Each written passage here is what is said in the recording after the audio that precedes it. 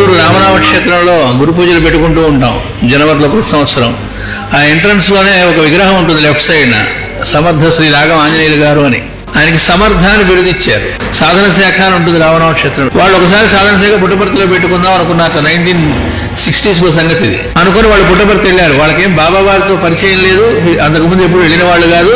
ఆ గ్రూప్ కొంతమంది ఆంజనేయులు గారు, ఇట్లా కొంతమంది కుందుర్తి వెంకట నరసయ్య గారు, పన్నాల రామకృష్ణ గారు, ఇట్లాంటి వాళ్ళు మొత్తం ఒక 10-15 మంది ఇక్కడ సంకల్పం కలిగి బయలుదేరబోతున్నారో లేదో అక్కడ సత్యసాయిబాబా వారు ఈ వస్తున్న వాళ్ళలో ఒక ఆయన కుందుర్తి వెంకట నరసయ్య గారని, ఆయన శ్రీరామ అంటూ బియ్యం ఏరితే దాంతో వండితేనే తింటారు, ఆయన నియమం అది.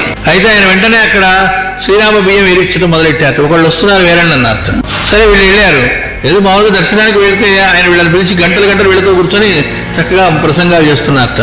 అప్పుడు ఆంజనేయులు గారు, ఏమండి బయట చాలా మంది మీకోసం ఎదురు చూస్తూ ఉంటే మాతోనే ఇంతసేపు గడిపితే ఎట్లా, మాతో గడుపుతున్నారు ఎక్కువసేపు అనుకోలేవాళ్ళు. వాళ్ళందరూ ఎట్లా అంటే, వాళ్ళు నా కోసం రాలేదు బంగారు, వాళ్ళ పిల్ల పెళ్లి కావాలని, లేకపోతే అబ్బాయికి ఉద్యోగం రావాలని, ఇట్లా రకరకాల వాటి కోసం వచ్చారు తప్ప నా కోసం రాలేదు. ఆ మాట మనం ధ్యానం చేయాలి. మనం దేనికోసం గురువు దగ్గరికి వెళుతూ ఉన్నాం.